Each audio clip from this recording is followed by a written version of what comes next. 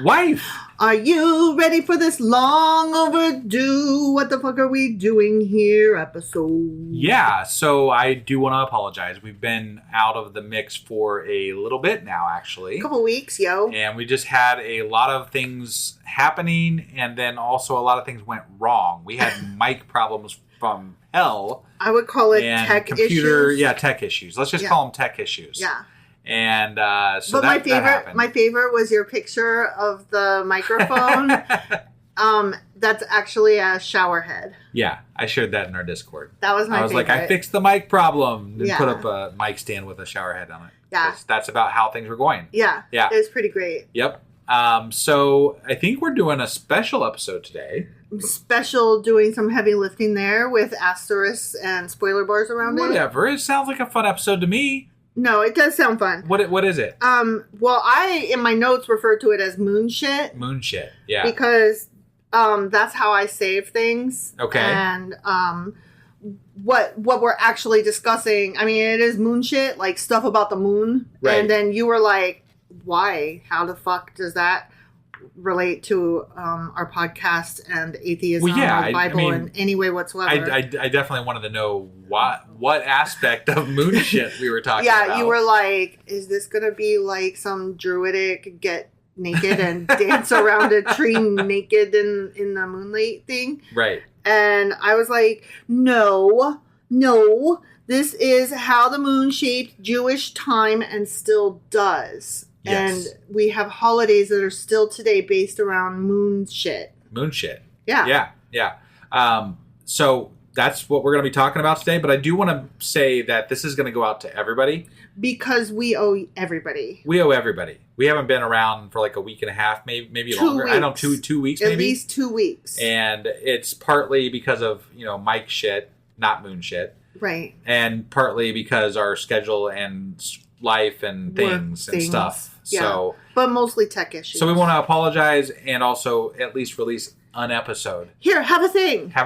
So, it's not the Bible. But you didn't get this as early as some people because we're doing this live on our Discord, which is every Tuesday at 10 p.m. Even with tech issues, we still showed up and stuck around for a couple hours yakking. Yeah, and that's Eastern, obviously. And it's time a lot zone. of fun. I do want to mention this too because I'm going to have to cancel it. So our Sunday, every fourth Sunday thing that we were doing is going to have to be put on hold temporarily. So that is going to get canceled here probably tonight after we're done with our live when I get a chance. So we'll get back to that. We'll get it figured out. But I didn't even think of that because they just changed their work schedule to work every Sunday. Right. Yeah. All of them. We might be going to like 2 episodes on Tuesdays at some point soon. Yeah. Like once a month anyway. So we'll get back to you on that. Our normal Tuesday at 10. That one's always. That one's always and forever and shall stay there. So that one is good. But are you ready to get into some moon shit? I'm ready to shit on the moon? ? Well, let's do it. If you believe there was some shit on the moon.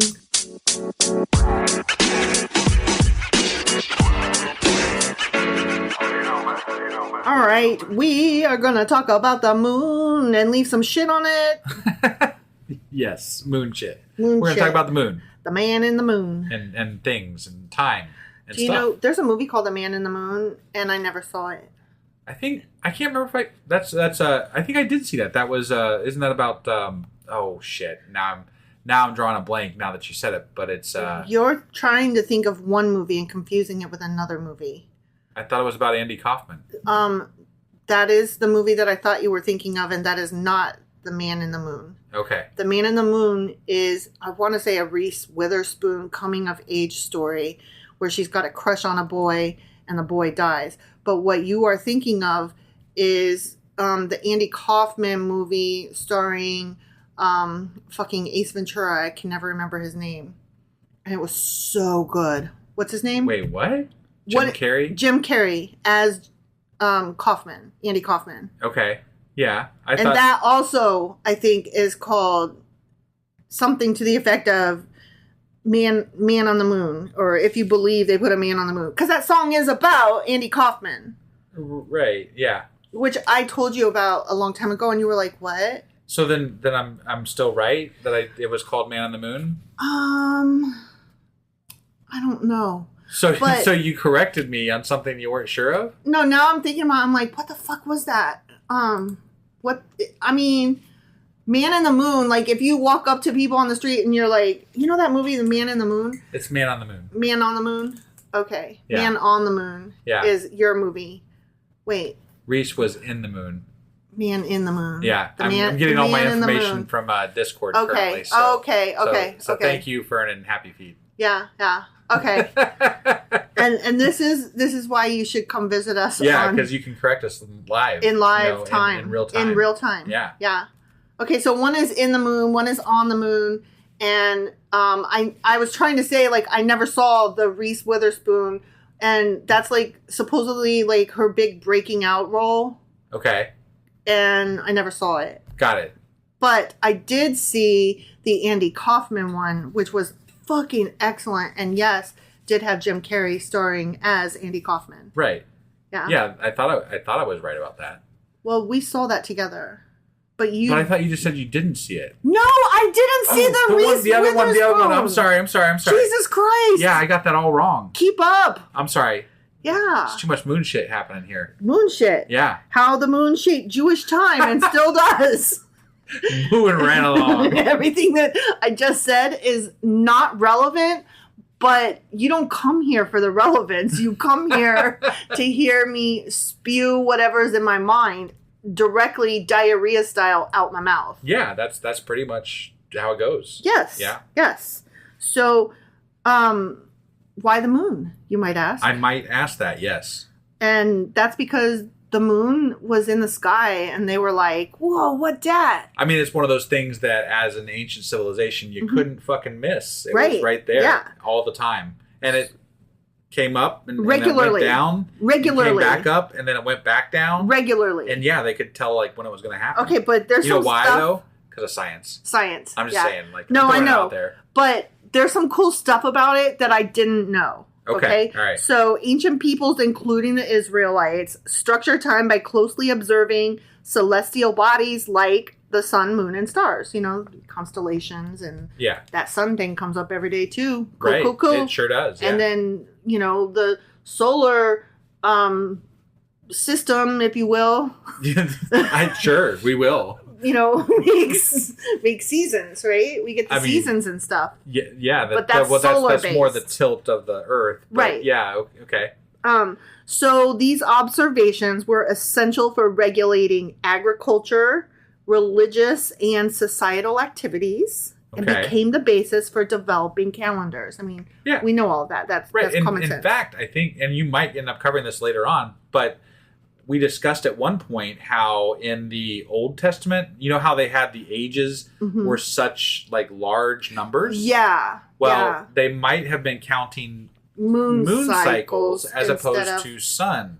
Yeah. And that's one of the explanations as to why there was such a high count on age in the early Bible, possibly. Yeah. And obviously we can't know 100%. But I think, if I remember correctly, the calculations made a lot more fucking sense. They did. Because it means that they only lived to like 35 or 40. Right, yeah. Which makes so much better sense without any kind of modern medical science. Yeah. To assist in childbirth alone, much less all the rest of the ailments that you incur throughout this thing called living. Right. And as time passes, I could see how those ideas got lost, and they're just like, because if you start calculating time in you know, cycles of the seasons and the year and whatever, like that's it. You just lose it over time, especially in an oral tradition, you know, like you're like, whatever, it was a year, who cares? They lived a fucking long time. Yeah, of course they lived 975 years. That totally tracks in no way whatsoever, because magic isn't real. But, but I do go on. I gotta say though, I think I would like to live out on lunar. You get to celebrate birthdays a lot more often. Oh my God. You would be such you would level up so often. As to make the levels meaningless. I mean, it's kind of like on our Discord when you level up on our Discord. I know. I'm just saying, I'm not to bring Discord back up, but no, it's true. You can level up on there, and you know what? It means absolutely nothing. I don't understand it. But everybody cheers. Yeah. And it's so fun. It's always a talking point. It's fun. Yeah. But that's, Except for when, like, we're discussing something contentious and everybody's like, shut up, Noctily. Nobody wants to hear your shit. I think I'm going to start going by my moon birthday. Okay. And I'm going to figure that out. Let's figure that out. Yeah, I want to find out how moon birthday old I am. How moon birthday old are you? I have no idea. So, like, every other week we'll be like, happy birthday. So, the lunar cycle and cycle, not circle, cycle. Yeah, that sounds better. We're going to be going back and forth here between lunar cycle and solar cycle. And that's the word I was trying to, when I said solar system earlier, I was trying to think of the word cycle. Ah.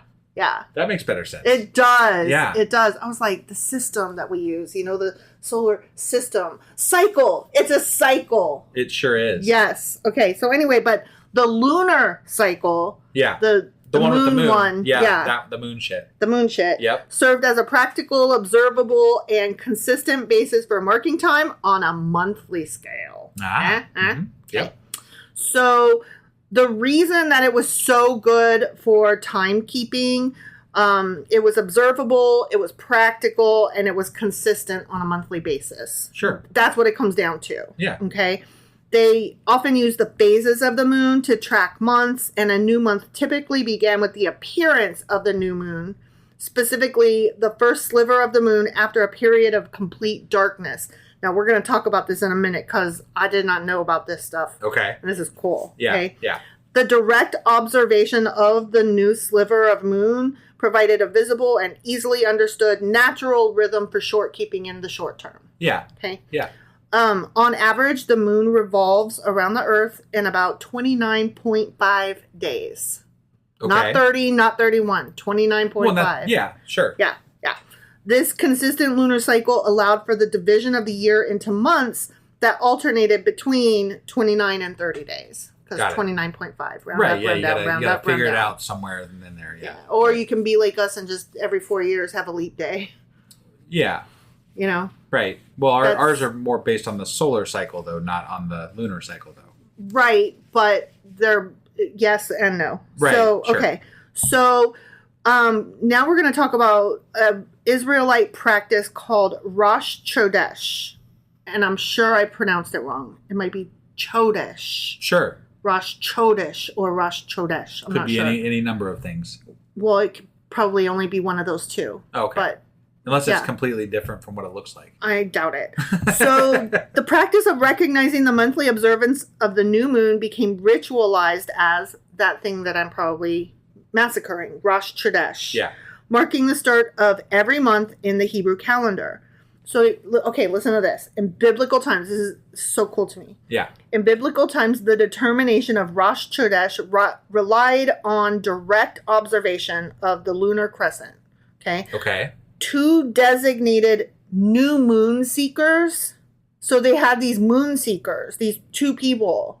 They'd be like, and you're our new moon seeker. Okay. They would climb a hill and wait for the first sliver of the moon after a completely dark sky. Once certain, they would report their findings to the Great Sanhedrin, the ancient Jewish court. Okay. The message of the new moon sighting was then transmitted across communities using a system of fire signals. They're like, there's a new fucking moon! The moon's coming! Hey, you guys!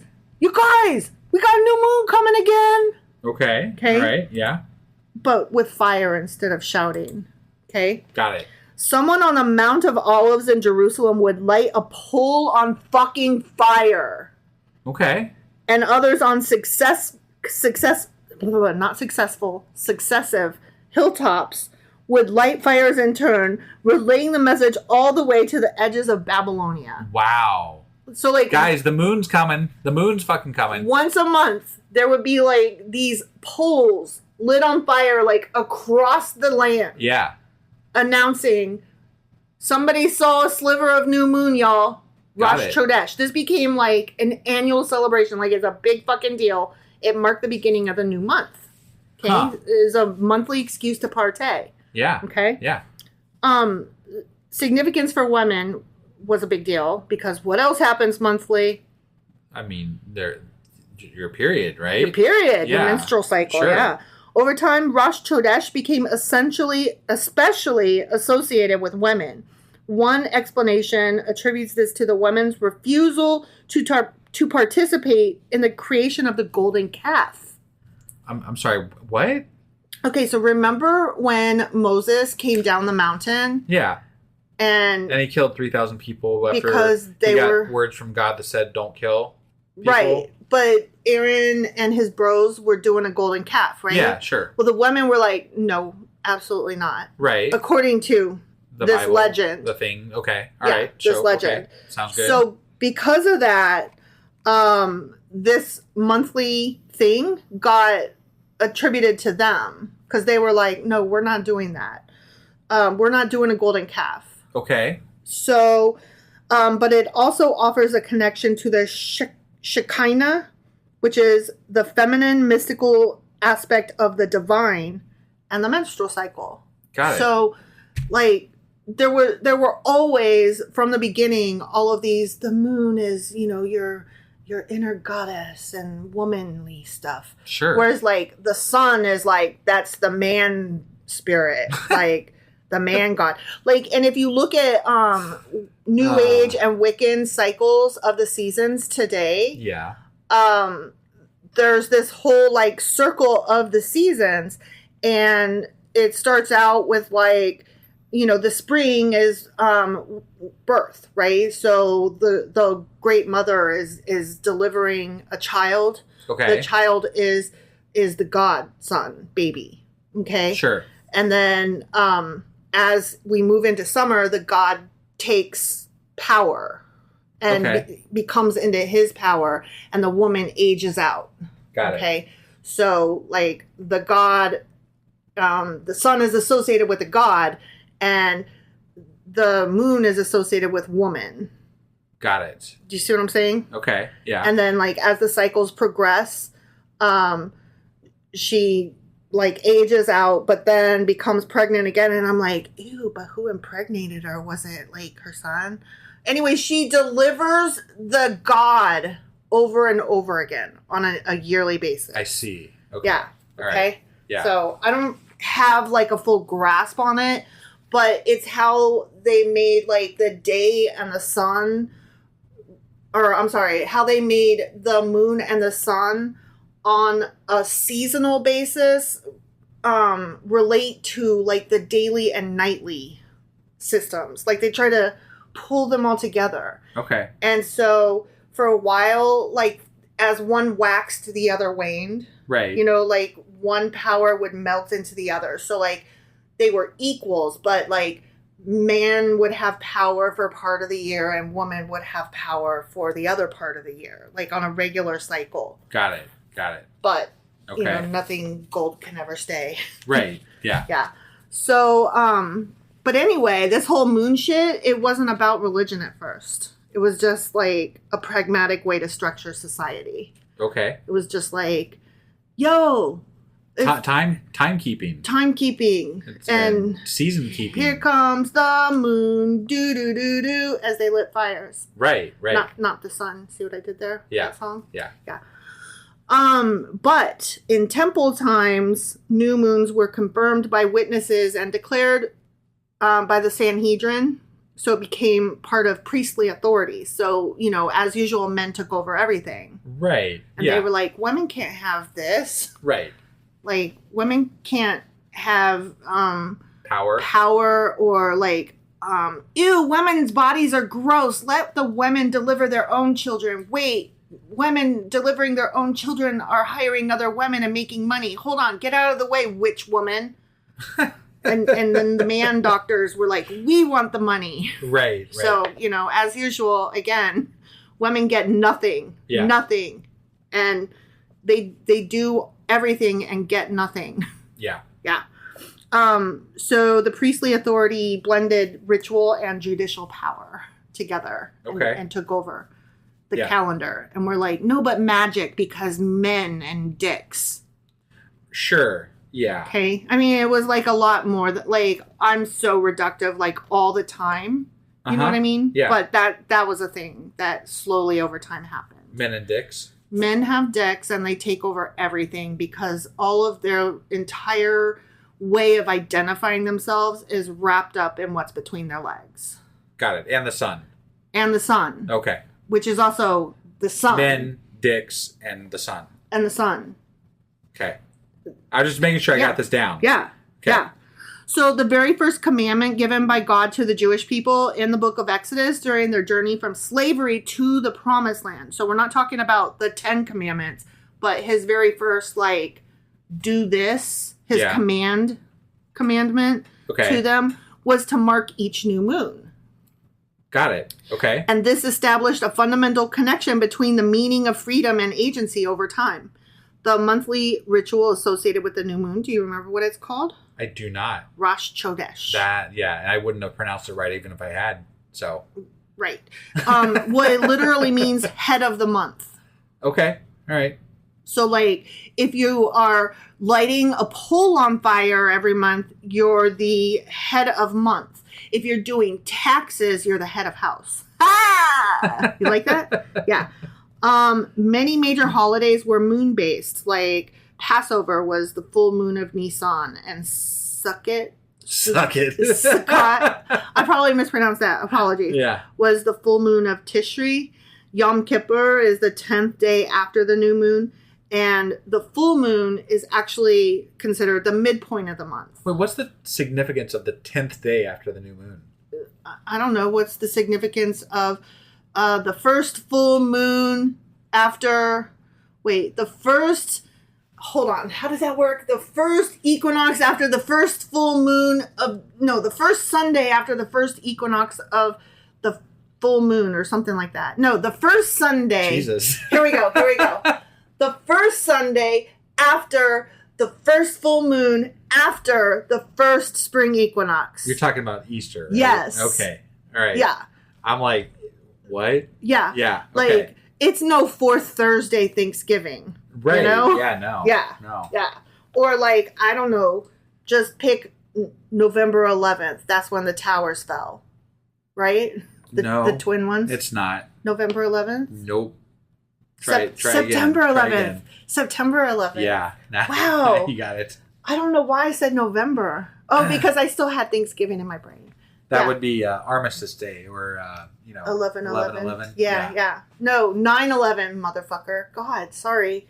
Yeah, that was on me. That was me. I'm just saying, like, just pick a fucking day. Does it have to be this after this and put the moon in there? Right. For good measure. Yeah. Right, yeah. So, I'm sorry. I have, like, dumb brain, but I also have disdain for, like, moon-based things. You also don't do numbers very well. I don't do numbers. Like, at all. At all. Yeah. I usually do months pretty good, but not just then. No. Nope. Okay, so anyway, moving on. Moon cycles. Ready? Yes, I'm ready. Do you hate me? No, I just wanted to say that for years of our marriage, you could not ever remember which year your child was born in. I would always say 2006, even though it's 2004. But not because I'm a shitty mom and not because I don't care. It was numbers. It's numbers. They're both even. Yeah. And 2006 is when I got my associate's degree. And it's when I divorced my husband and my ex. And it's when I got with you. So, like, 2006 is a very important year. It's just not the year my child was born. Right, yeah. Yeah. So, yes, I have a very hard time with numbers. Yeah. Not because I'm bad at math and not because I don't care. No. My brain is not wired correctly. It's really just not. And by correctly, I mean it doesn't function like most people's. Right, yeah. Yeah.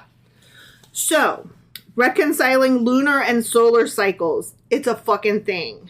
Okay? Yeah. Luni-solar calendars. Luni-solar calendars, huh? Luna, like Luna, L-U-N-I. Right, yeah, no, I got it. Looney Tunes. Right, I got it. Although, I am kind of Looney Tunes. Isn't Luna L-U-N-A? Luna is, but this is Luni, like L-U-N-I. Okay. Okay? Okay. Like loony. Like multiple Luna? Well, it just means lunar. Okay. Whatever. Like, lunar moving is along. one. Well, it's like Latin. Like lunar is one. Loony with an I is multiple. Sure. You know? Yeah. So that's what I said. solar. Literally what I said. I know, but I didn't want you to think it was like loony, like LOONY, Looney Tunes. No, I said multiple. Like I said multiple movies. I said that exactly. You did. I'm sorry. Okay, but listen. Oh, I'm listening. No, this is like really important. Okay, do you know I was in probably my late 30s? Mind you, I'm 49, so this is rather recent. In my little mind. Okay. I was in my late 30s before I put together that solar system means sun-based system. And like the light bulb that fucking went off. Like, okay, I knew that the planets in our solar system go around the sun. But that was like two different bits of information that I had never put together. That the system is solar. The system that we have is sun-based. Yeah. And that is why we call it the solar system. It's definitely better than being in a whole system. Well... Because like a black hole... Yeah, that would suck. That would suck, Yeah. or not. Yeah. Although we apparently maybe are in a black hole. I know. Did you hear about that? Yes. Yeah. Where like our whole solar system is maybe being sucked into a black hole currently. Like we're in the process of that happening. I don't know enough to speak intelligently about it, only that I was like, I saw some science, articles about it, and I was like, that's pretty fucking cool. You know what I think, though? Okay, and this is like so out there. This is what I think. I think even scientists have a very difficult time grasping the concept of something with no edges.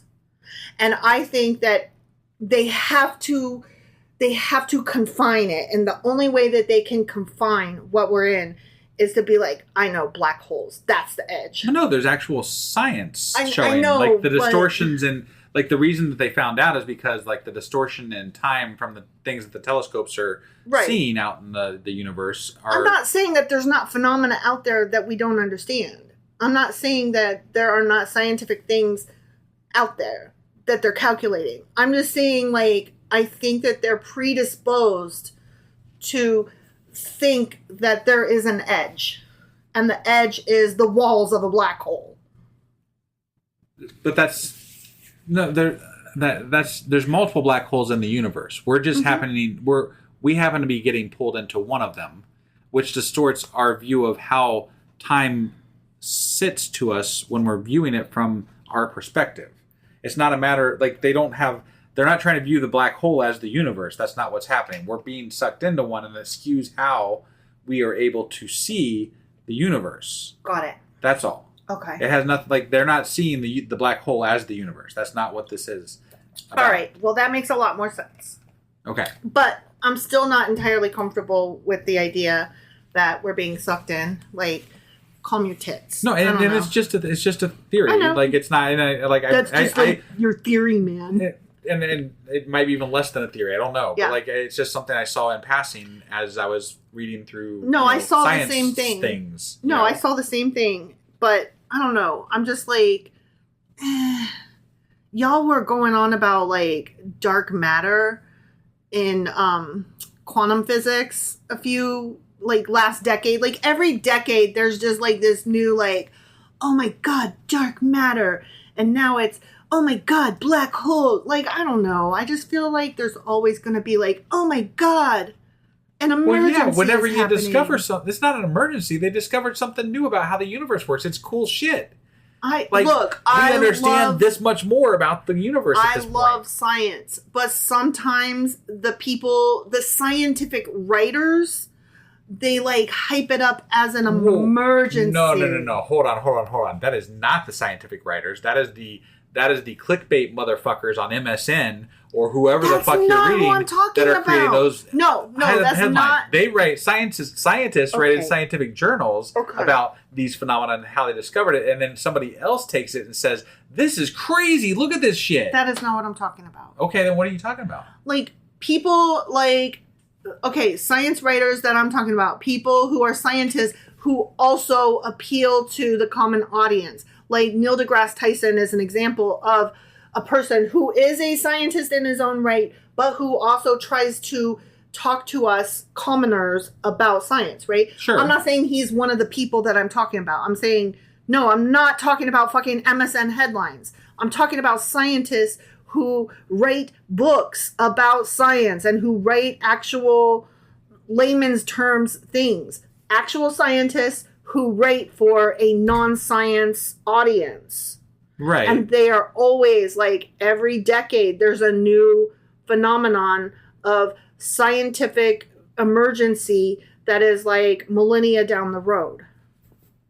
Oh, okay. That's my opinion. I definitely don't see it that way. But I know. okay. I could tell you're looking at me like I'm a goddamn clown. Yeah. I mean, I don't know, like, okay. Moving along. More moon shit. More moon shit. Less Neil deGrasse Tyson? Question mark?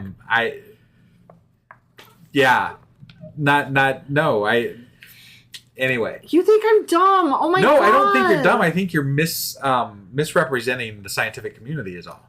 I think that's a little unfair because I love science. I love the science community. Right. No, I understand, but I think you're conflating two different things, and one of them is the people who hype up things in a bad way and people who are scientists. I don't think they are the same people. And I think that if you actually took the scientists that were studying the things that we're talking about and looked at the books that they released, you probably wouldn't see them as hype. You'd see them as scientific books. I've never read science books. I'm so glad my husband's here to mansplain science books to me. I don't want you misrepresenting scientists is all. I'm not trying to misrepresent. I'm not misrepresenting science or scientists. I'm misrepresenting maybe the people who write about science. But I'm not just citing fucking MSN headlines. Oh my god. All right. Gosh. You're so mean to me. Okay, anyway, whatever. So we're going to talk about fucking moon shit and lunar-solar cycles. Okay. Okay? Yeah, let's stick to what we know. That's hilarious because I don't know shit. All right, so while the lunar cycle provided a consistent measure for months, it presented a challenge for tracking seasons over a longer period. You know, as it would, because we can't make our months coincide really well with our seasons. Right. Right? That's hard. That's difficult. Yeah. Yeah. So, the discrepancy. Sure. Okay? Yeah. The lunar cycle averages, again, 29.5 days. Sure. Right? Yep. It offered a reliable basis for months, but did not align perfectly with the solar year. Right. Because as I recall, there was like 13 months in the old biblical calendars, maybe. That could be. I'm Which was a little weird. Like there was a weird like. Something. Oh yeah, because I'll get to that. I will get to that. Since a year needs a whole number of months, a purely lunar calendar like the Islamic calendar would cause the holidays to like drift around through the seasons. Like it wouldn't be nailed down. You know, like we seriously need Easter to always be in spring, right? Sure. And that's when Passover always needs to be in spring. Correct. Okay. Yeah. So we're like, no, that doesn't work. Right. So there was a need for intercalation. Intercalation.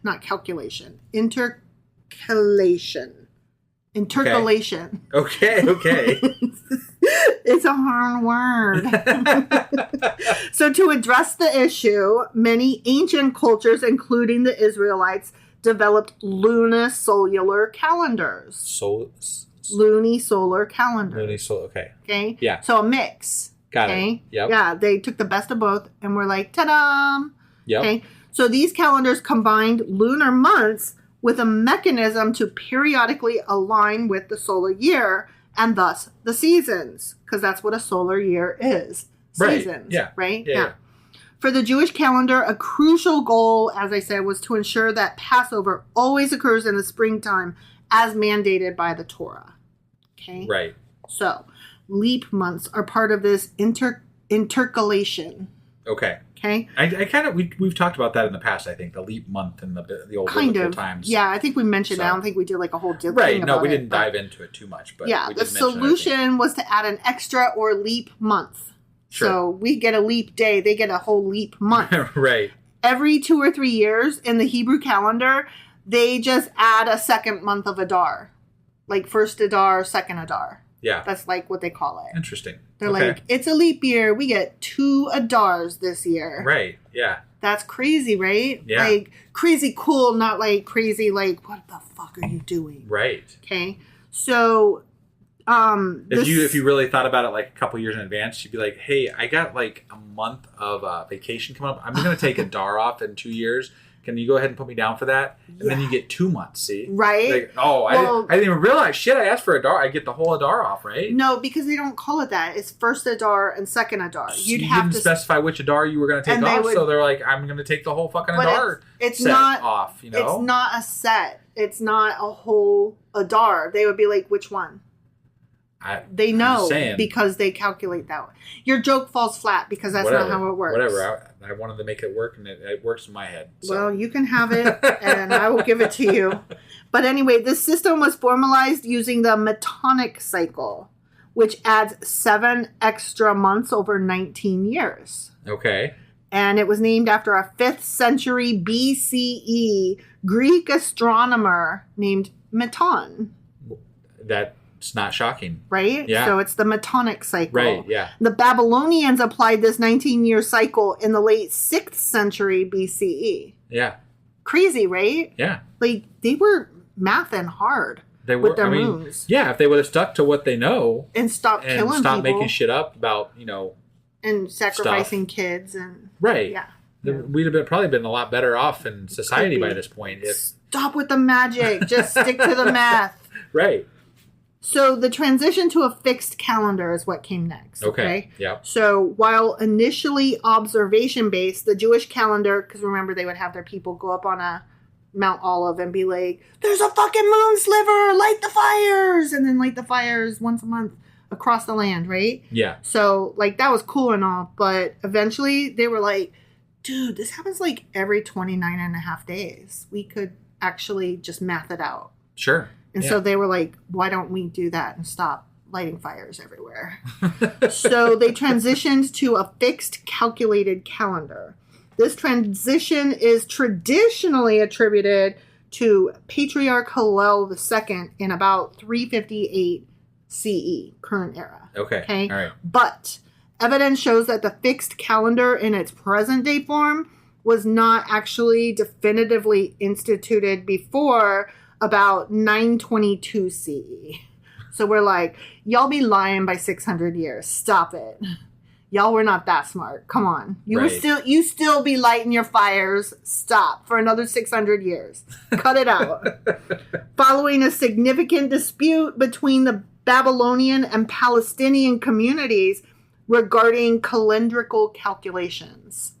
Okay. So there were like all these different Jewish calendar wars? Yeah, basically because there's like all these different communities of Jewish people and they're like, this is when we're celebrating this. And they're like, nah, you did it wrong. That's not when the moon goes. And they're like, nah, y'all did math wrong. And the other guy's like, I lit the fucking fire. What do you think about that? I was a moon seeker. And they're like, fuck your moon seeking. We do math. And so they were like fighting it out, right? Uh-huh. And they were like, we just need to know when we can all of our different Jewish communities together celebrate this fucking holiday at the same time without like fires and calendar arguments. So let's just come up with one concise system. Okay. Sure. Yeah. So they did that. The shift to a fixed calendar was crucial for achieving unity among Jewish communities across the diaspora. Okay. All right. It made the rules universally known and allowed for independent calculations. So, like, you could just be at home in your basement with, like, a pencil and a notebook and be like, when is my kid moving out? Just kidding. I don't want my kid to move out. But you could be like, how many moons? How many moons? How many moons? Sure. Like, yeah. I was just trying to think of, like, what is something that people would calculate? And that's the first thing you came up with. And I don't even know why, because I don't want my kid to move out, like, ever. So, like, I mean, I do for their own well-being, if that's what they want. Right. But not, like, for myself, because, you know, I love my baby. Yeah. When does Trump get out of office? That's a good countdown. Yeah.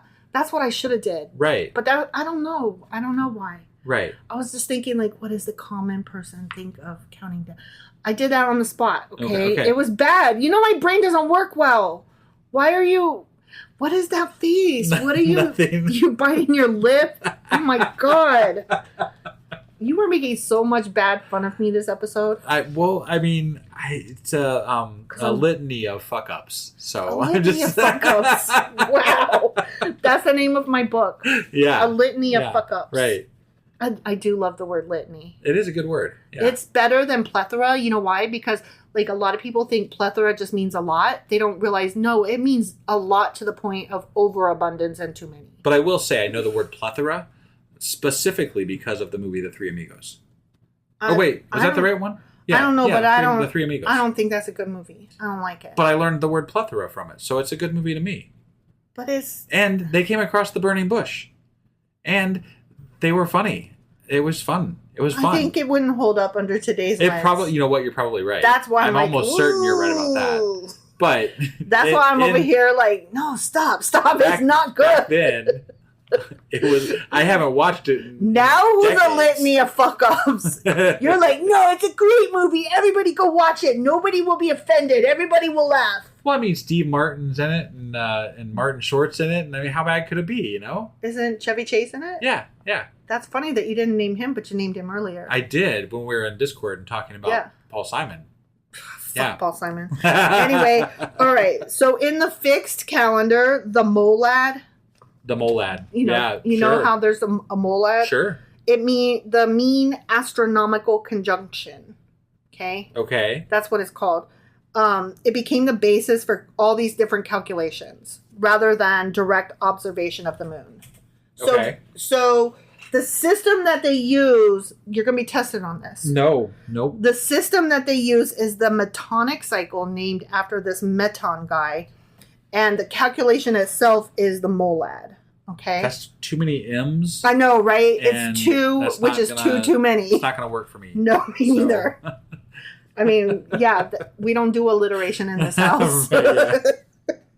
The rabbis determined the average length of a lunar month to be 29 days, 12 hours, and 44 motherfucking minutes, which, 29 and a half. Right. Right? Yeah. Which is highly fucking accurate, though. Because keep in mind what I said. The rabbis from way back, okay? Yep. They got 29 days, 12 hours, and 44 minutes. Yeah. That's how closely they calculated to what it actually is. Well, I mean, it's not like these people had anything better to do than to watch the sun and the moon, you know? They had no Netflix, you're right. Yeah. I mean, this was the entertainment. And they did, light that fucking fire every month. Yeah. The math had to... You got to give yourself some sort of a, reason to get up in the morning. If it's tracking the moon, it's tracking the moon, you know? All I have is the molad. This molad is really bothering me. This calculated molad could sometimes precede the actual visibility of the new moon by several days.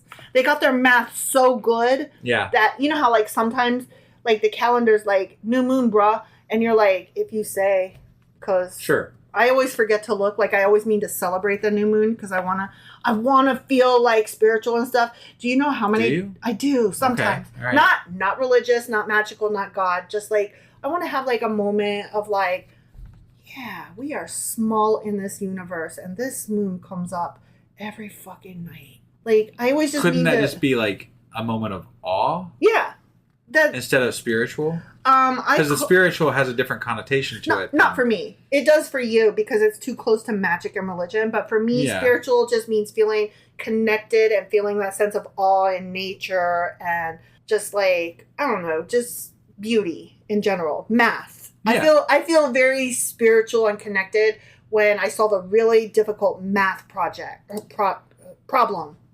But I guess I have a problem with it slightly just because of the platform that we have. No, that's fair. With regard totally to fair. How closely it ties to religion. That is totally fair, and I give you that. And that's why I'm trying to very specifically say what spirituality means to me. Yeah. It has no magic in it. It's just purely appreciation for something bigger than me, not God, space, and math. Okay. Okay? Is that okay? Sure. Yeah. So I don't know a better shorthand for I guess awe and appreciation of beauty. I mean, it's even shorter than spiritual, you know? Yeah. I don't know, like, it just, I like appreciating things. Yeah. And particularly, like, nature and stuff. You can see on your calendar that it says there's a new moon, but, like, I always, like, all my life, I've never once, like, gone outside and been like, let me just breathe in this moment of a new moon. Like, just 'cause. Yeah. And, like, I always mean to, but I never granted enough importance to actually do it. But I did take you out to see meteor showers. You did. You did. Things like that. And then you also pointed out, you taught me where the fucking dippers are. Yeah. Because I was like, I see one, but I never see the other one. Right. I think it's the big one I always see, or maybe it's the little one. Well, the Big Dipper is pretty well known in the Northern Hemisphere for a lot of people. Yeah, I think it was the big one. Yeah. And I didn't understand. That one helps you find the North Star and, you know, all that kind of stuff. But I never understood, like, where's the little one? I couldn't understand. Right. And then you showed me that. Yeah, you showed me star shit. I showed you star shit, yeah.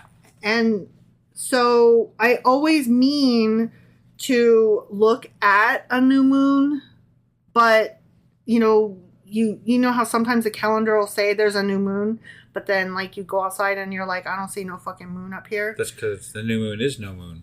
No, the new moon is that first sliver, which, you know, it's the coming on toward the full moon. So it looks like it's not there. Well, that's what the calculations are. The calculations were so good that they were able to calculate it even before it could be seen with the human eye.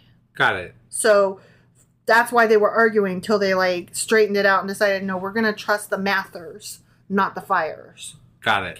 Okay. That's where I was trying to go with that. Okay. Like how sometimes, you know, the math will be like on the calendar, it'll be like totally a new moon, and you're like, I didn't see no fire poles. Right. Yeah. So anyways, whatever. But there were postponement rules. Postponement rules? Rules. Like laws and regulations, rules. Okay. Additional rules known as postponements were later introduced to prevent certain holidays from falling on specific problematic days of the week. Like, you know how in Ohio we have Beggar's Night in addition to Halloween? Yeah. Just in case Halloween falls on a fucking Wednesday, you can't go trick-or-treating on church night. Right? Yeah. Or, you know, if Halloween falls on a Friday night. But what about the Friday night football game? Yeah, can't have that in our beer. The local... Got to watch the kids play football. Yeah. You know? That's the problem. So they have Beggar's Night. Yeah. And that's obviously can't have it on a Sunday. And you can't call it trick-or-treating on not Halloween. You have to call it, no, trick-or-treating is on Beggar's Night. And then Halloween is just whenever October 31st is. Yeah. So postponement rule. Same thing, same idea. Sure. Okay? Yeah. They could not have Rosh Hashanah fall on a Sunday, Wednesday, or Friday. So if that happened, they were like, nah, fuck that. Okay. So that they had all these different things in their system that their calendar is developing. They're like Moon Plus. Sure. They're like, there's the Moon tier, right? The membership club. And then there's Moon Plus, Moon Premier, where you get like all these additional... The human layer. Yeah. Right. Yeah. And, you know, if you pay extra, you get all the math. Yeah. I thought that was funny in my head. I was like picturing these like priests, like, and if you subscribe now, you know, you get 10 pardons and, you know, get into heaven even better. Right. Or whatever. Yeah. So this sophisticated system of calculations allowed the Jewish calendar to remain largely consistent with both lunar months and the solar year. So that's how they combine the luni and the solar. Got it. Thereby ensuring that festivals occurred at their appropriate times relative to the seasons. While the modern calendar is incredibly precise, a slight drift from the true solar year, about 1 day every 231 years, or an hour every 600 plus years, means that future adjustments might be needed. In coming centuries, we might need to, like, scooch it over a bit. Sure. Like, I don't think that'll be very problematic. Well, also, you know, technically, I think the rotation of the Earth is slowing down, and there's all kinds of things. I thought it was Well, wait. I thought that the rotation of the Earth is slowing down, but the spreading out is speeding up. Like the spreading out from... Yeah, I didn't say anything about the spreading out. No, I know. Like I was trying to like, wait, is it something speeding up at the same time that that's slowing down? Yeah. Okay. That's what I meant. All right. Yeah. So there's like all this shit happening. Yeah. Like the math is going to get really crazy. I mean, we got from now. Yeah, I was going to say it's not like an immediate problem or anything. No. It's no Y2K. No. All right. So next we're going to talk about persistence of these whole moon things in the modern day. Okay. The Hebrew calendar is still today lunar-solar. Lunar-solar. Okay. It's a both C's. Right. Okay. It's an Indiana Audi. Okay. Got it's it. bi. Honestly, the calendar is bi because it does both moon and sun. It likes it both ways. Okay. Either one is sexy. All right. In the Hebrew calendar, days are tracked by when the sun sets and rises. And I know I've talked to you about this before, which you have a really hard time wrapping your head around. Days begin at night and end at night. So like on a holiday, the holiday is not on the day itself. It starts the night prior at sundown. You know what I mean? Yeah, but what? No, it's so. Yeah, I only struggle with it because our days now are midnight to midnight basically. Right. So it still starts and ends at night, but like there's a but not midnight. Right. It's so they're sundown and sun up. But their time would have changed depending on the season because like sundown and sun up happen at different times all the time. So their days literally change and they're shorter. But we're not saying this holiday is on this day from midnight to midnight. We're saying this holiday happens on this day, which is from sundown the night before to sun up the next day. So it's like a full 24-hour period based on a full cycle around the sun or whatever. Sure. Or turn of the whatever. Yeah. You know what I'm trying to say. Right. So the days are tracked by when the sun sets and rises. The months are tracked by the moon's phases, with new moon marking the start of a new month. So not full moon, new moon, right? Okay. Like the fire poles and the moon seekers, right? Yeah. The lunar cycle still averages about 29.5 days. So months in the Jewish calendar alternate between 29 and 30 days. Okay? Got it. They're like 29, 30, 29, 30. Adar, second Adar. Right? So religious observances still rely on this cycle. Because of the lunar-solar cycle and its nature, Passover and Hanukkah, along with many other Jewish festivals, always fall in their intended seasons on the Jewish calendar, even though their dates shift each year on the Gregorian calendar. I was just about to say, just to be clear, we're talking about two different calendars. Yes. So there's the Jewish calendar, and then there's the calendar that we all use in the Gregorian, Western world. Which is the Gregorian. Right. Yes. Okay. Correct. I just wanted to make sure that was clear. Yes. Okay. So they have their separate calendar, and it doesn't fall on the same day each year. Kind of like our Thanksgiving or our Easter or our, other holidays that are not on the same day each year. Right. But they're always in the correct month at least. Yeah.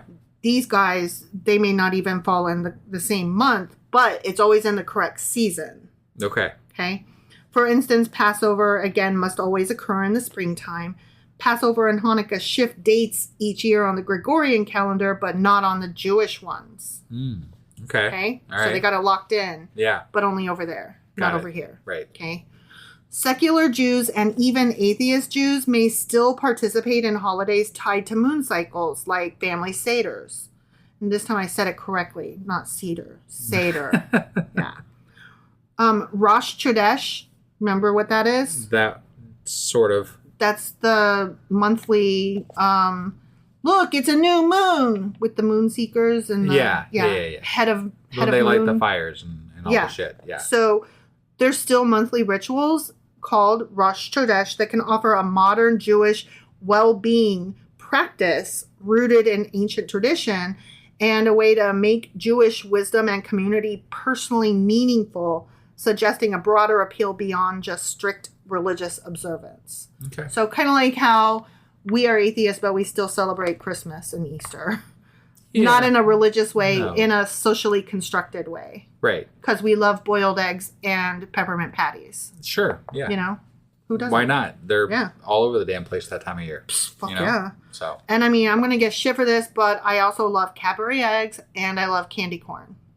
Sure. And people don't like those. And that's okay. More for me. Right. Not everybody has to like the same thing. You can like mustard, and that is fine. I do like mustard. You can like Paul Simon. I love Paul Simon. That is fine. Yeah. I do not, and that is also fine. So the use of lunar-solar calendars isn't unique to Judaism. Many cultures globally have utilized or continued to utilize a bi-system. Okay. Yeah. Okay. So examples of other luni-solar calendars include the Chinese, Buddhist, Burmese, Assyrian, Hindu, Japanese, Korean, Mongolian, Tibetan, and Vietnamese calendars. It's a lot of calendars. Yeah. And most of these are like Eastern, you know? Sure. So, but also the ancient Hellenic Caligny and Babylonian calendars did a both these. Okay? Yeah. Now, the Chinese calendar is a prominent lunisolar calendar, also known as the agricultural calendar. And its calculations are based on the movements of both the sun and moon. But it doesn't necessarily coincide with the Jewish calendar. Sure. So it does its own thing. The earliest record of the Chinese lunisolar calendar dates back to the Zhou dynasty. I know I pronounced that wrong and I apologize. Around 3,000 years ago. So at least nobody's alive today to hate me. Right, right.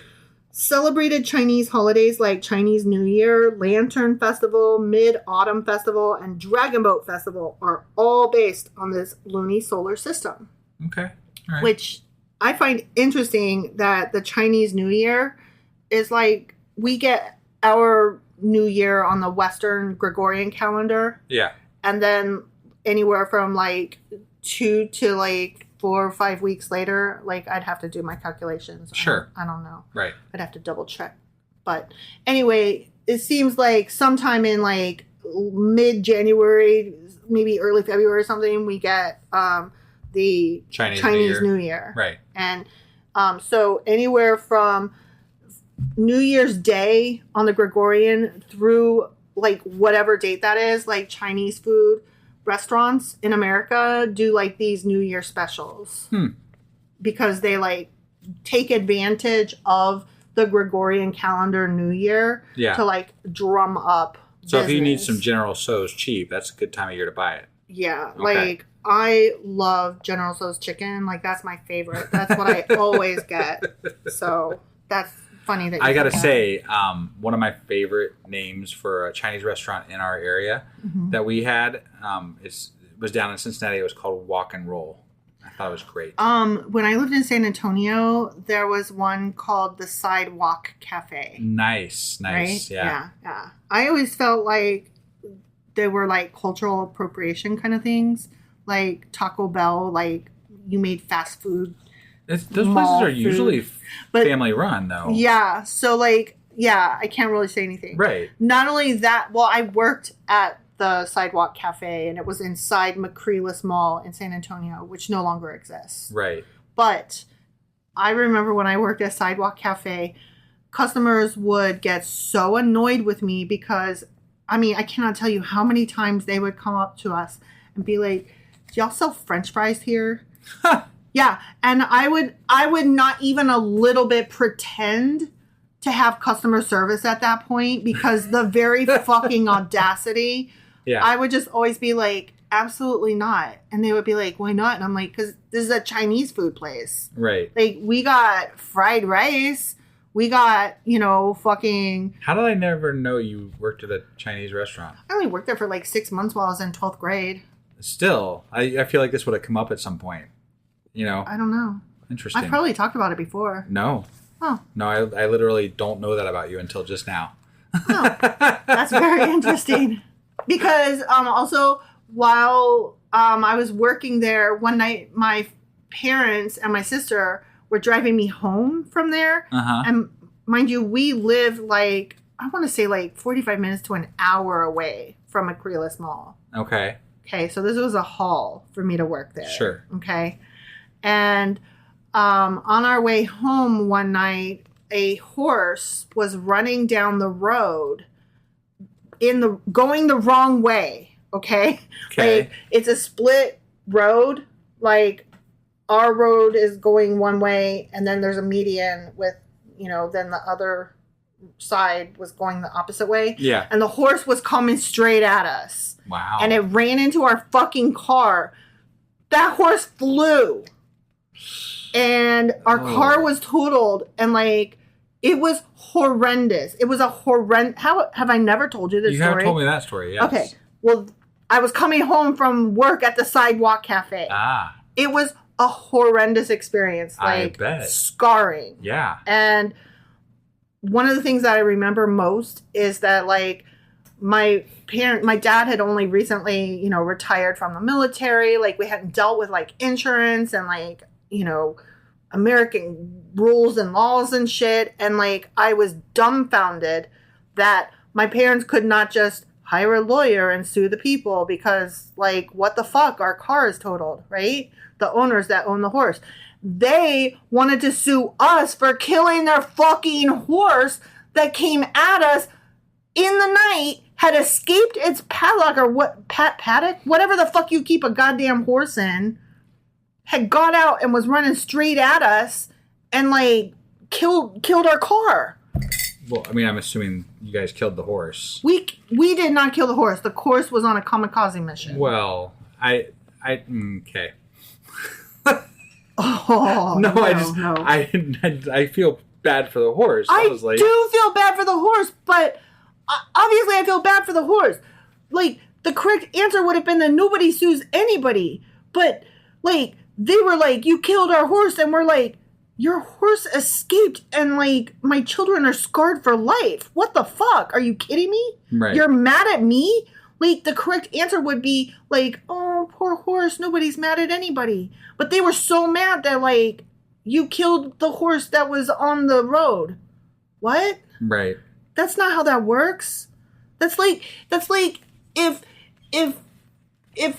I just can't, because I'm just, like, so distraught over this story. Got it. Okay. Got it. Yeah. Okay. Anyway, so I'm going to go back to Sidewalk Cafe. Yeah.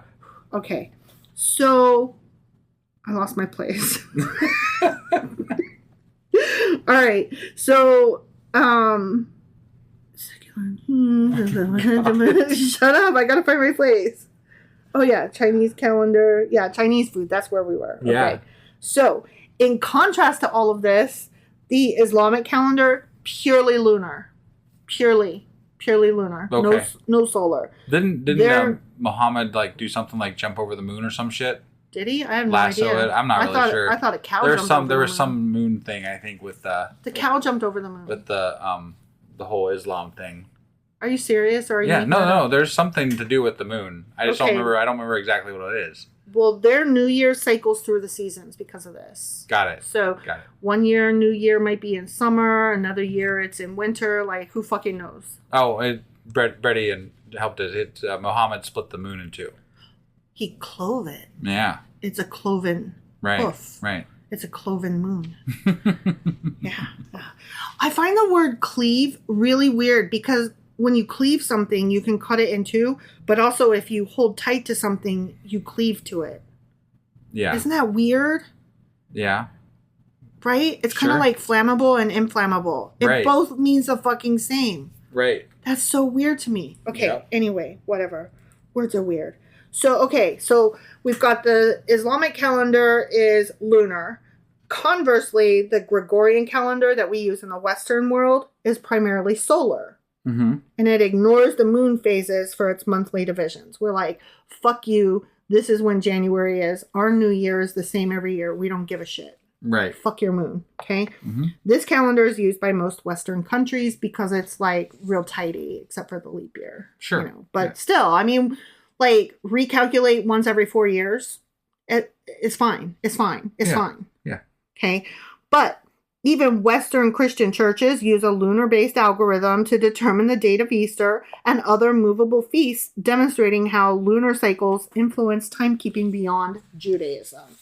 And I'm like, y'all silly. Yes.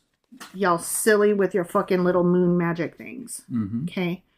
And so when I said I wanted to, like, just go out and appreciate the new moon, I'm like, but not for that. Not like that. Not like this. Okay. So, from skywatching to symbolism, the persistence of the Hebrew calendar in the modern day highlights a profound connection to natural cycles, particularly the moon, which lends itself to rich metaphorical interpretations and a deep appreciation for the poetry of timekeeping. Aww. I mean, yeah, I think that a lot of this, just like on a very general look at this, it's a lot of religion and ideas of religion stemmed from the awe, the spiritualness of these entities that were greater than they were. You know, like these things existed in the sky that they had no idea what they were. Big things you see with your eyeballs. Right. And they translated them to gods. They translated them to stories, to events, to whatever. Creation myths. It's what they had to, it was their Netflix. To use. So. Yeah. And they didn't have a Wikipedia. Right. Yeah. So, I meant to take this part out. Like, there's some, like, poetry shit happening. And I had thought, like, if I run out of time, I'll talk about, that kind of stuff. But that never happens. No. We never run out of time. No. It just seemed like I didn't have, like, a lot. And I do, though. I do have a lot. You have a lot more? Or? No. I was like, we already did a lot. No. I just have a little bit. So, okay. I mean, a little bit more. Okay. So, let's talk about not poetry. I don't want to talk about poetry. Okay. Okay. I meant to tear that out, but that was like 2 weeks ago, right? Yeah. And then I like made a mental note at the time, like, I'm going to remember to take this out. But you didn't. Well, because we didn't do the episode. Right. Because we had mic issues. Yeah. That's what I'm saying. And so then like a week later, I'm like, oh, fuck, I forgot. Right. I forgot I was going to skip that section. Okay. Got it. So we're moving on to the next section. Okay. Cultural residue and secular connection. Okay. So modern Jewish life continues to reflect the profound influence of the Hebrew calendar's lunar-solar nature, even in increasingly secular contexts, showcasing a cultural residue of its deep historical and spiritual connections. Okay. So this is cool. Listen to this. All right. I'm ready? Yeah. Okay. Yarzites. Okay. Those are death anniversaries. They often follow the Hebrew date, not the Gregorian. This is a widespread practice in Jewish communities. Okay. So they have death anniversaries, like, when you're like, oh, I'm sad because my loved one died. And I think of them every day this year on their birthday. And then, again on the nearest holiday around their birthday, and then on their death day, and then on the nearest holiday around their death day, and then probably other times too because they're my loved one and I miss them. Right. And that's sad, right? Yeah. Well, Yarzites are death anniversaries that follow the Hebrew date, so they might do it even more regularly. Okay, then get this. Bar and bat mitzvahs, those are coming of age ceremonies that traditionally happen at 13 lunar years for boys and then 12 or 13 years for girls. You've heard of bar mitzvahs and bat mitzvahs, right? I have, yeah. Yeah. Those are according to their Hebrew birth date, not their Gregorian birth date. Okay. So, like, it doesn't fall on their, like, Gregorian date. What we think of as, yay, happy birthday, you're 13 now. But let me just stop you for a second, because there's you're throwing a lot of calendar shit at me. Yeah. But it's still a year, right? No, not on the Hebrew calendar. I thought it still tracked a year. Differently. Right, but it's still a year. Yeah, but it's a different date. And it's but only slightly. But not quite the same. Well, it's not the same. But it's not like they're, instead of being 11, they're not 13. It's not like, it's still a year. They're still. It's not the same. Okay. I think it's closer than you're making it sound, though. Nah. All right. I don't fucking know. What am I, Jewish? I don't know. I don't know this shit. But you just told us that the only thing that happens differently is that there's an extra month that they have to do a leap month every once in a while. Yeah, so like 1 year, your birthday is in like first Adar, and then next year your birthday's in fucking second Adar or whatever. So it's essentially a year, regardless of whether it's Gregorian or it's the Jewish calendar. That's all I'm saying. Right. It's just that it's not on the same date every year. The birthday is just on different days. That's all. It's not on the same date every year. Right. And it might not even be in the same season every year. Sure. So, anyways. Okay. That is what I'm trying to say. Got it. So the moon. Yeah. The moon cycle holds a significant place in Jewish tradition, extending beyond its astronomical. Look, I was trying to say astrological, and I knew that was wrong. That was very not correct. Right. So that's why, I know how to say the word astronomical. Yeah. But my mouth wanted to say astrological. That's why I tripped. Okay? Got it. Anyways, and I don't do astrological stuff. I don't know why my mouth was trying to say that. Astrology? Yeah, right. Okay. Yeah, I don't do astrology stuff. I don't know why my mouth was trying to say that. Got it. Anyway. I got it. Look, you already gave me shit for using the word spirituality. I cannot have anybody on this platform thinking that I ascribe to astrology. We astronomically won't give you spiritually shit over any whatever. Just go moon. Okay. Moon shit. Moon shit. The moon cycle holds a significant place in Jewish tradition, extending beyond its astronomical role in timekeeping to deeply metaphorical and mystical meanings. Okay. This is for them, not me. Sure. Okay? Yeah. I do not believe in that stuff. No. Okay. Beyond practical timekeeping, Rosh Chodesh has become especially associated with women. One tradition, golden calf, rewarding their bravery and faith in God. Remember, I already talked about that. Yeah. Okay. So they get a special holiday, women do, to rest, reflect, and reset every 12 months. Or every month. Every month. Every month, not 12 months. Every month. Got it. Yeah. But it's different for every woman, or is it Probably. they all have to be in sync or whatever? Oh my God, that is such a myth. You need to stop. Women don't sync up. Although I'm just that's yeah, they get a holiday once a month for the thing that men think that they need a holiday for, but yet is it a set holiday, or is it it's individualized? No, it's very individualized because it's you're on your period, you're disgusting and unclean. Get the fuck out. Have a holiday. Here. Yeah. Go. Bye. Go see a spa. Right? I mean, that's basically what it's like. Sure. I guess. I don't know. I don't know what it's like. I have to imagine that works for them, though. Sure. Whatever. From a mystical perspective, Rosh Chodesh offers a monthly opportunity to honor the Shekinah, the feminine mystical aspect of the divine. This connection highlights a deeper, more intuitive understanding of time and spirituality, fostering what is described as a modern Jewish well-being practice rooted in ancient tradition. Okay. The waxing and waning of the moon also explicitly resembles the menstrual cycle, providing a way for menstruators to connect more deeply with their bodies and the internal clock of their fertility cycles. So they're trying to make the moon and periods be magical together. Got it. And again, they're like, women have a period once a month and moons once a month. Be full and new. I feel like it was just the men's excuse to claim the sun. Yeah.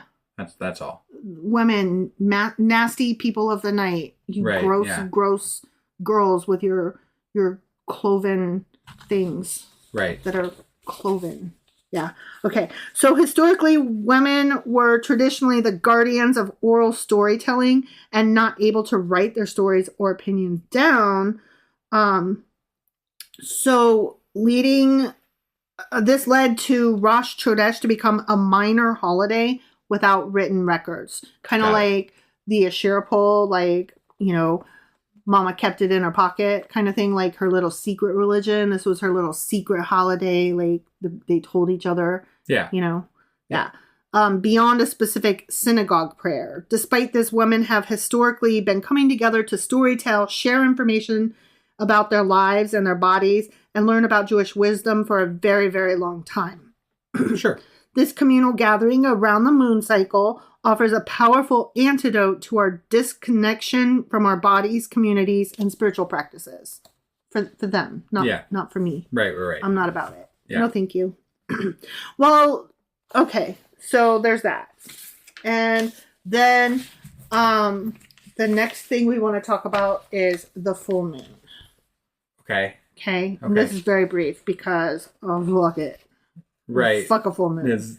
Okay. Okay. Got it. So the contemporary names for each full moon most commonly referenced today come from a blend of Native American, colonial American, and European traditions, especially popularized through the Old Farmer's Almanac.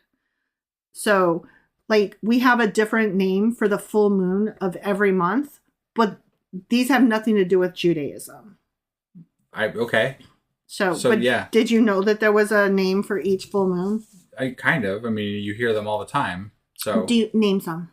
The blood moon, No, that's not one. That's not it is one. That is not one. Okay. That's not a full moon. That's something different. Oh, I'm sorry. Yeah. I don't know. You don't know the any. Hunter's moon, good job. The blue moon. That's not a full super moon. That's not a full moon either. All right. You're naming moon phenomena. Well, no, the super moon is a full moon, but no. I'll tell you about it in a second. Okay. Okay. It's not one of the monthly full moons. It's a full moon phenomenon. I'll tell you about it. Yeah. Okay, so January is the wolf moon. February is the snow moon. March is the worm moon. April is the pink moon. May is the flower moon. June is the strawberry moon. July is the buck moon. August is the sturgeon moon. Now, September is called the corn moon or the harvest moon. And the full moon closest to the autumn equinox is specifically called the harvest moon, and it can fall in either September or October. And hold your gravy on that. Hold on. Okay. October is also the hunter's moon. November is the beaver's moon. Yeah, it is. And then December is the cold moon. These are like so imaginative, right? December's the cold moon, is it? Yeah. Okay. So there are some full moon phenomenon, and you referred to some of them. The blue moon is the second full moon in a single month calendar. So, like, remember I said that the harvest moon can fall in either September or October? Yeah. So, in September, you might have a corn moon, and then the harvest moon is a blue moon. Or you might have in October, you might have a hunter's moon, but the blue moon was the harvest moon. Does that make sense? You were not even listening. I was. Okay. Yeah. So that's what a blue moon is. So when they say once in a blue moon, that's not as like outlandish as it's like once in a blue moon, like when pigs fly. Well, blue moons actually happen. Pigs don't fly. So it's like getting struck by lightning twice. Well, blue moons happen like every year we have blue moons. That's not a weird phenomenon. But we use that phrase as though it is. And that's silly. You know what I mean? I mean, it's still rare. It's not weird. It's not rare. It happens every fucking year. It happens at least once, if not 2 times a year. Right. It's not weird. It's not rare. It's not a strange event. There's going to be blue moons. There are. Regularly. You can tell when they Once are. or twice a year. Once or twice a year. Yeah. Yeah. It's not like once in a blue moon, my husband will, take me out to dinner. Oh, so twice a year? Well, no, actually more often than that. You know what I mean? Sure. Yeah. So, okay, then there's the supermoon that you referred to. Yeah. Okay. A supermoon is when a full moon occurs at or near the moon's closest approach to Earth, the perigee. And so it appears larger and brighter. So it's not the name of a full moon. It's the name of a full moon phenomenon. Okay. Okay. Does that make sense? Yep. Okay. Then there's the blood moon, which you also named. But again, that's not the name of a full moon, but a full moon phenomenon. It's a full moon during a total lunar eclipse when it appears reddish in color. Hence the word blood. Got it. Yeah. Yep. Okay? Yep. So now you know about full moons. Okay. And that is pretty much what I got for moon shit. Okay. Unless you want to talk about poetry and stuff. Nope. Nope. Me neither. Yeah. Yeah. Okay. Well, that was all we got for moon shit. Moon shit. Yeah. Hopefully. I mean, I could have gone into like Greek stuff too, like Diana, Hunter of the Moon. You know. Nope. That kind of shit. Yeah. Yeah. That's all we got for today. You didn't like my moon shit. It started to drag on. I felt like I don't hate it. You always hate my special episodes when I bring you this interesting information. You're like, nope, too many. It's too much information for me personally. It's too much information dumped. But I just think it's so interesting. My brain my brain stops listening after like the first 45 minutes. Okay, but hear me out. Yeah. You also have ADHD. Sure. And it does not let you sit still very well. Okay. That's fair. I have ADHD, but it's a different kind than yours. Right. Yeah. So maybe your perspective doesn't match everybody's. No, it definitely doesn't. I know, but... But it's nice that, like, for anybody else who found this boring, you're like, that's okay, bro, I'm with you. Right. Wife was a boring bitch just then. And that's okay. I still love you. I love you as well. I know. Yeah. And we're going to try to make this, doing episodes thing a more regular feature of our lives. I know, right? And get back to doing the Bible at some point very soon. Wouldn't that be awesome? We could finish up Malachi. That would be ideal. I literally had to look down to see, wait, what is it called? No, I know. Malachi. Yeah. It's called Malachi. It's like we can't get to the end of the Old Testament. I know. So. But now you've got our technical issues resolved. I do. We're going to work around your work schedule. Yes. There's only fucking 3 chapters left. Yeah. And then we're going to do it. Yeah, definitely. All right. Thank you, everybody, for joining us. That is Moon Shit. And we will see you soon to hopefully finish up Malachi. Woohoo! Bye. Bye.